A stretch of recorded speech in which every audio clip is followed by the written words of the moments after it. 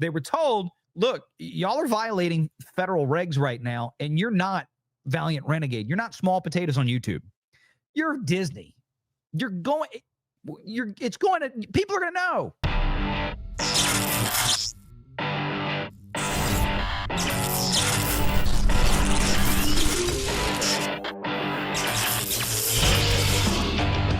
Renegade Online. So here's the story of a lovely lady who is... No, I'm not doing that. Disney to pay $10 million over violations on YouTube channels. Now you know why let's spend a little time talking about YouTube today, kids. Here's why. Disney to pay $10 million over violations on YouTube channels. Now, the DOJ was involved in this. The Trump administration was involved in this.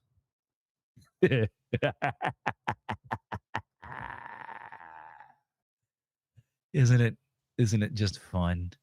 Isn't it? You know what? Do I still have that in here? I haven't played that in a while. I've got a lot of friends who are Democrats, and they haven't asked me for advice, but if I did, I'd tell them, look, you just got to try harder not to suck. That's still a good one. I'll still use that one. That's fine. The Walt Disney Company has agreed to pay $10 million to settle a lawsuit from the Federal Trade Commission. The FTC has just not been their friend lately. Accusing the entertainment giant of violating federal children's privacy laws by improperly labeling child-directed content on YouTube and enabling targeted advertising without parental consent. Media outlets reported. Now, let me explain how this works, because this is something that the average person watching YouTube has no idea exists, okay? We do, all right? So let me kind of explain. When you load a video to YouTube, right, one of the questions when you're loading, apart from making your description, adding tags, making a title, putting hashtags, you got to answer 27 different questions out there. It's not, when you load a video onto a channel on YouTube and you're actually trying to, get people to see it, it's not like a click, load, and publish. I mean, you spend a good 5-10 minutes at least, sometimes longer, just populating questions, setting up the advertising, and all the other goes with it. One of the things they ask you is this video made for kids? Yes or no? Obviously, on this channel, typically on most channels you see, the answer is no, it's not made for kids. And what that does is it tells YouTube and the algorithm to run with their normal Google-built targeted ad program, right? So all the data that Google collects on you with your free Gmail account, right? You know why it's free, right? You know why your Gmail account is free? Well, it should be pretty obvious. You get 100 spam messages a day from advertisers. Google sells everything that you do. If you use Google Chrome and you use Gmail, they're selling everything you do to third parties. All the data. Oh, you went to this website. You looked at this on Amazon. You went and Google searched for this thing. They're selling that data. YouTube is no different because it's part of Google. So if I go onto my YouTube account as Valiant Renegade, it knows what to show me, right? It's like, hey, you watched all these videos from Cody, right? From Donut Operator. You watched Brandon Herrera. You watched Nerdrotic the other day. You watched a Critical Drinker review. Kendall Reacts, one of my favorite channels out there. It just does police body cam video reactions. Dude's freaking awesome. And he, all these channels do very specific things. And YouTube knows, oh, Valiant just logged in. Let's show him this, right? And when you go in, now, if I didn't have YouTube Premium, right, and I had advertising when I watched videos, I would also be fed ads based on what Google knows about me, what I've done, what websites I've gone to, what I've searched for, right? And they're going to show me targeted ads based on my internet activity that Google has been able to track. Now, if you're an Apple user and you use Safari and you use private windows and all that kind of stuff, you ain't getting tracked, okay? and your stuff's not getting sold. So again, another reason to use Mac sometimes. I realize gamers, that's impossible. I'm just saying that's one of the reasons I work in a Mac environment. But when you click at the question, is it safe for kids? Or, it's just, is this made for kids? The question is asking specifically because there is a federal law, there is an FTC regulation that says, doing targeted advertising to children is a no-no. Oversimplifying, but you get the point, okay? We can't be tracking and doing targeted ad programs to kids. So this is why YouTube asks you, is this for kids? Now, there's another question when you load a video. Should this content be restricted to persons under 18? Yes or no? Now, depending on the nature of the content, you need to use your best judgment, obviously, whether or not you're going to put the restriction on there. None of my videos have the restriction for under 18. We don't get that crazy, right? Now, so that's a different question entirely. So now that you understand that, let's go through this because you'll understand this a lot better, okay? Our order penalizes Disney's abuse of parents' trust, and through a mandated video review program, makes room for the future of protecting kids online. Age assurance technology. FTC Chairman Andrew Ferguson said in a statement to CBS News. Now, I don't want to get into the conversation. It's a whole other topic of conversation. When I have Ron talk about that, this whole forcing everybody to put their driver's licenses for age verification. It's a whole different thing. But just sticking with this, because there's a reason this happened, right? Disney walked itself into this knowingly, stupidly. In a statement to The Hollywood Reporter, a Disney spokesperson noted the settlement doesn't involve Disney-owned and operated platforms and is limited to the distribution of some of our content put on YouTube. Well, yeah.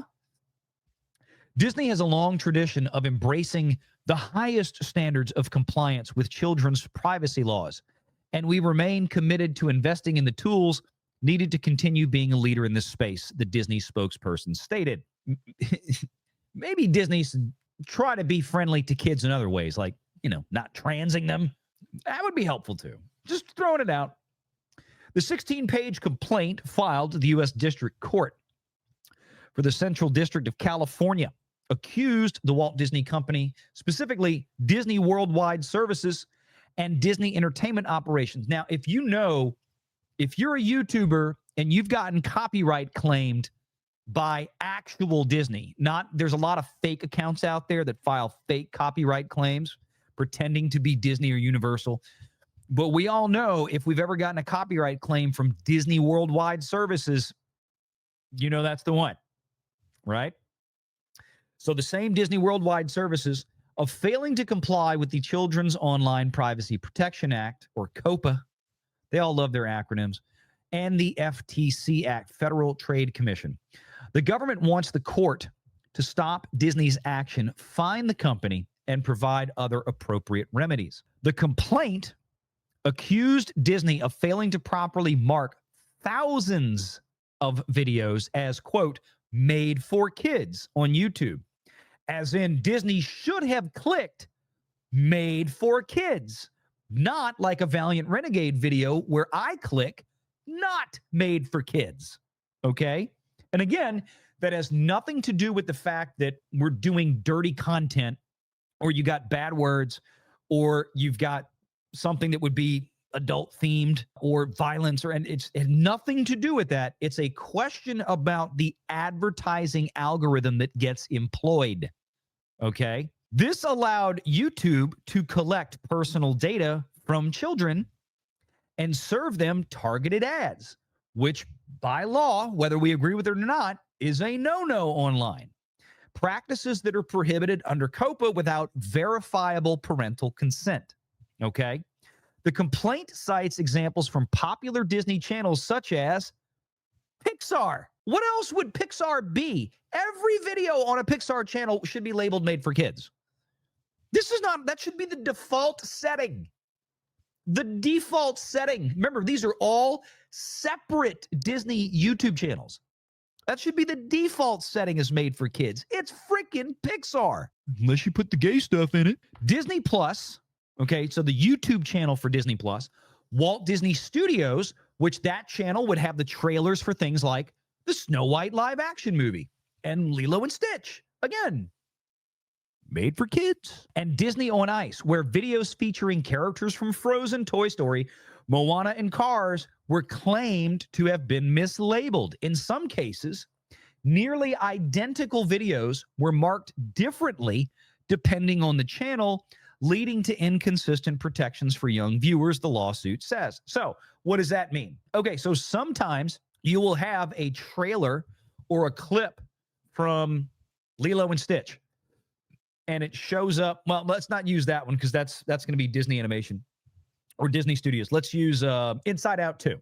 You have a clip from Inside Out 2, and that clip from Inside Out 2 might appear on the Pixar YouTube channel, and then may also appear on the Disney Plus channel down the road at some point when it goes to Disney Plus. And on one channel, it was being labeled made for kids, and on the other channel, it wasn't, for example. This is where the issue was. Now, and let me say this, because again, I want to be fair. When I read to that point, I was like, okay, wait. Now, that's a big enterprise. Yeah, they should have people there dedicated to doing nothing but loading YouTube videos at Disney. Clearly they do. I can also understand how mistakes like that can happen, especially if you don't realize the default setting on your channel is switched one way instead of the other. Okay? It can happen. Y'all get pissed off when I forget to turn the stupid automated ads off, right? See, now I'm one guy. I'm not professionally running a YouTube channel 24/7. This is Disney. But then I got to the next part in this write-up, and I'm like, oh, you bitch. YouTube flagged the issue back in 2020, 5 years ago. This is, look, somebody should get fired over this. I mean, the FTC says YouTube notified Disney as early as June 2020 that it had reclassified. Like, YouTube went in and said, y'all effed up. We're going to fix this for you right now. Because again, it's not just limited to a Disney issue. If YouTube knows it's going on and they let it continue, then the Federal Trade Commission, the DOJ, they could come after them for violating federal regulations. So YouTube came in 2020 and said, y'all got all this stuff screwed up. We're going to push the fix it button. You're welcome. Don't do it again. They reclassified more than 300 videos. 300 videos 5 years ago. From not made for kids to made for kids. Now, granted, they probably collectively publish they probably do 1,000 uploads a year between all their Disney channels. God only knows. But that's still a lot. Due to their child-directed nature, despite this, Disney was accused of continuing the practice of defaulting to channel-level designation. See, that's what I was talking about, rather than evaluating individual videos according to the lawsuit. So again, they were told, look, y'all are violating federal regs right now, and you're not Valiant Renegade. You're not Small Potatoes on YouTube. You're Disney. People are going to know. Well, it happened. So somebody running this department did not do their job even after that and just kept loading stuff up and not checking this. So they were getting tracking and ad targeting and all this kind of stuff on videos that were clearly directed at kids. Pixar movies, Pixar videos, Mickey Mouse Clubhouse, whatever. I mean, it's like, now if the if the Star Wars channel dropped a trailer, or Disney Plus dropped a trailer for The Acolyte, and that was labeled as not for kids, then that one probably wasn't hit. But if it was a trailer for Inside Out 2 or a clip of Lilo and Stitch, then it should have been labeled made for kids. Come on. It's not hard. The lawsuit also, and look, Disney's a company that's got, an entire $100 million legal department at its disposal. That's why they get hit. There's no excuse for this. They pay lawyers for this not to happen. Okay?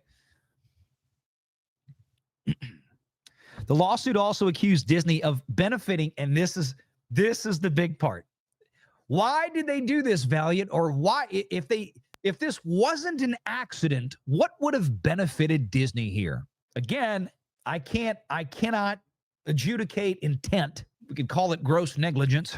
Benefiting. The lawsuit also accused Disney of benefiting from YouTube's ad placements, but also ran its own targeted ad campaigns on mislabeled videos. At least 12 ad campaigns with more than 350,000 impressions were run on Made for Kids channels where videos were improperly marked as not made for kids. The practices the DOJ, the Department of Justice, argued allowed for the unauthorized collection of personal information from children, including persistent identifiers used for tracking across websites. One could make the argument that the way that the YouTube algorithm works, when you set something made for kids, can't have targeted ads, right?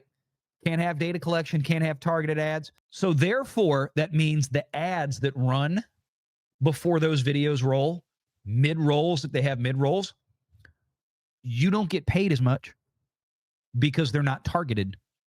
So your rate per ad is going to be lower.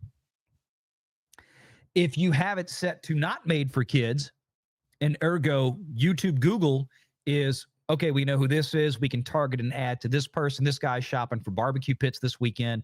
Oh, this is Dave. He's looking for a new Ford truck. We're going to give him this, blah, blah, blah. Advertisers pay much higher rates for those types of ads because they are targeted to the audience they're looking for specifically. How much more ad revenue did Disney make in the last, this has been going on 5, 6, 7, however long it's been going on, years?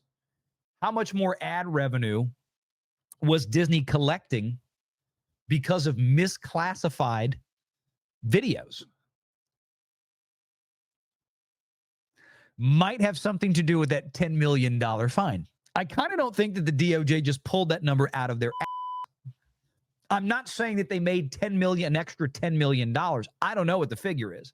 But I'm saying that the DOJ probably has a strong indication of what that additional revenue was from misclassifying the videos in violation of federal regs, in violation of federal statute, and they came up with a fine of $10 million, and probably based on the number of instances that it happened, et cetera, et cetera. So what do y'all think? You think we got another DEI hire at Disney with their thumb up their ass that probably didn't belong in the job, didn't know what they were doing, and caused this to happen? Or was Disney letting it slide, thinking, they're never going to come after us for this? Make sure you're subscribed to Valiant Renegade and join us every Sunday at 6 p.m. Eastern for the live show.